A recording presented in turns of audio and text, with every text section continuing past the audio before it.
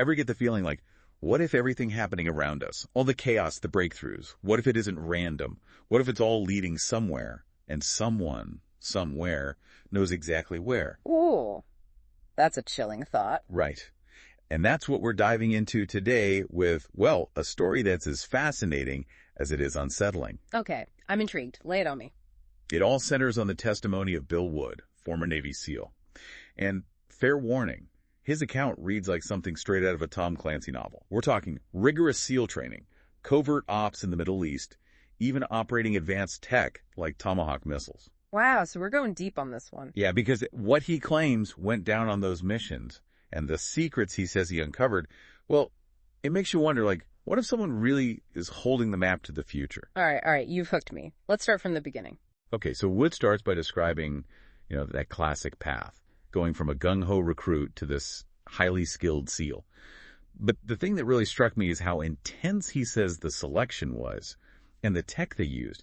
It sounds almost unbelievable, even for the military. I can only imagine you're talking about training that pushes people to their absolute limits. Absolutely. But then on top of that, he's talking about using equipment so advanced, it sounds like something out of a sci-fi movie, and then deploying with that tech in real-world scenarios. Wow, the pressure must be immense knowing you're handling that level of responsibility. You can say that again.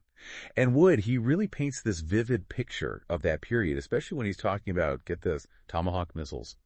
Okay, now, those are some serious toys. What kind of details does he give? Oh, he goes into it, talks about using these cutting-edge targeting systems, even having real-time camera feeds from the missiles themselves. Can you believe that? No kidding. Seeing what the missile sees, that's wild. But it kind of makes sense, right? I mean, for those who might not be familiar with Tomahawks, we're talking about unmanned aircraft, essentially. Okay. They can travel hundreds of miles, fly super low, avoid radar, and hit a target with incredible accuracy. It's kind of mind-blowing when you think about the level of, well, destructive power at their fingertips. No doubt. But there's got to be more to it, right? You mentioned a turning point, something unsettling. Oh, yeah, this is where it gets really interesting. So after years of doing these missions, hitting what he believed were, legitimate military targets, Wood says things started to change. Change how? He claims he started getting orders to target locations that seemed, well, off.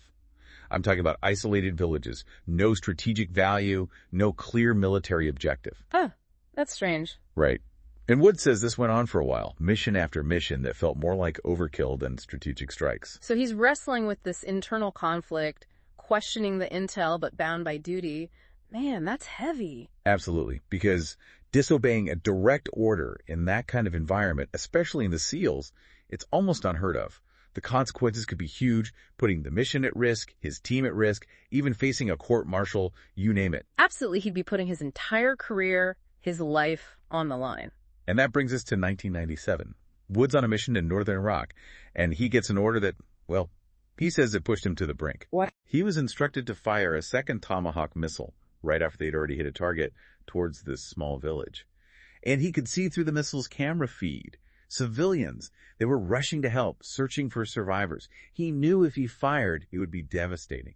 Imagine that. I mean, he's looking at this live feed of people. They're just trying to help each other, and he's holding the power to unleash another wave of destruction. Oh, man, I can't even fathom the weight of that decision. Knowing that disobeying could be seen as treason, but following through would make him complicit in, well, what sounds like a potential war crime. And in that moment, Wood says he couldn't do it. He refused to fire the missile. He disobeyed the order, redirected it to an unpopulated area, knowing he could face serious consequences. Wow, talk about a crisis of conscience. That takes guts to go against that kind of authority, knowing what's at stake.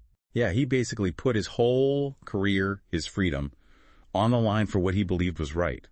And ultimately, it led to his discharge from the Navy. So that's it, right? End of the line for his military career. You'd think so, but this is where it gets even wilder.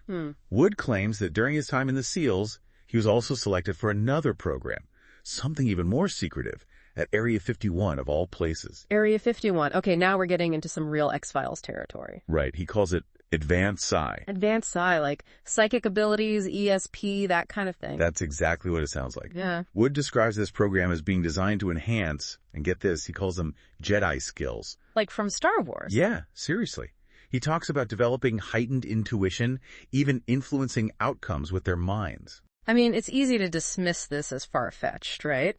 But then again, there's so much we don't understand about the brain, about consciousness. Who's to say what's possible? Exactly. And Wood's story, it doesn't stop there. He says this advanced psi program, it was just the stepping stone to something even bigger. Even bigger than Area 51 and psychic spies. Go on. This is where he introduces what he calls Project Looking Glass. Okay, I'm officially lost. What is Project Looking Glass? According to Wood, it's tech that can see into the future. And I don't mean predicting trends or analyzing data. He's talking about actually observing different timelines, different potential futures. Hold on, like actually seeing multiple versions of the future? How is that even possible? I know, it sounds crazy, right? But that's what he claims. But if that's true, that completely changes everything. It means our understanding of time, of cause and effect, it all goes out the window. It really does. And that's just it. With story, it challenges our whole perception of reality. So what happened with this Looking Glass project? Did they use it to predict the stock market or win wars or something? Wood says they shut it down. They shut it down. Why would they do that if it actually worked? Because of what they saw. He claims that no matter what variables they plugged in, every timeline, every possible path, it always led to the same unavoidable event. Every timeline converged on the same event. So Yeah. You mean like a fixed point in the future, something that's going to happen no matter what we do? That's exactly what Wood is suggesting. That's both fascinating and terrifying. But if that's true, what's the point of anything? Why do we even bother if it's all predetermined? Well, Wood does allude to two very different potential outcomes associated with this event. Two outcomes. So which is it? Good or bad? Well, he says one scenario is positive, something like a global awakening, he calls it. Okay, so maybe not so bad then. But the other, he describes it as catastrophic. Oh boy. So we're all headed toward this unavoidable event, and it could go either way. That's a lot to process. Yeah, so we're left with this idea that no matter what we do, it's all leading to the same finish line, but with two totally different outcomes possible. Kind of messes with your head, right? It really does. It's like, you know when you're hiking and you come to a fork in the path? Yeah. You can take either way, but they both end up at the same destination, like, say, a lake or something. But one path is smooth sailing and the other, who knows what you're going to find. Exactly. And you start to think, is someone or something choosing which path we're on? Or do we even have a say in it? Big questions, right. And it makes you look at everything happening around us differently, like all the chaos in the world, the climate stuff, even the crazy advancements in tech. It makes you wonder if it's all connected to this event, this convergence point, what's talking about. Right. Like, are these just random events or are they breadcrumbs on the trail to this thing? And Right. if there are people out there who know about it, what are they doing? Uh-huh. I mean, knowledge is power, right? Absolutely. If you know something big is coming, even if you don't know the specifics, you can use that to your advantage. Exactly. And it makes you wonder, all this talk about bunkers, people hoarding resources, the level of surveillance these days, is it all connected? Are they getting ready? It's a chilling thought, isn't it? Like, what if they've gotten a glimpse of what's coming and they're trying to control things, shape the outcome to their liking? It really makes you question everything.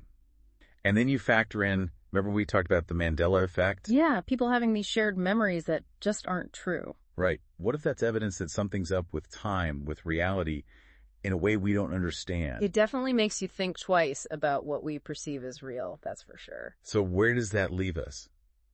If even a fraction of what Wood's saying is true, how are we supposed to look at the future?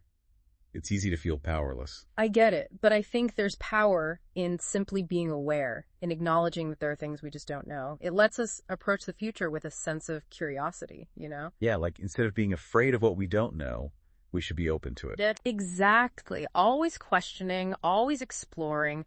Who knows what we might discover? Well said. It's been a wild ride today, diving into the world of covert ops, psychic abilities, and potential futures, huh? No kidding.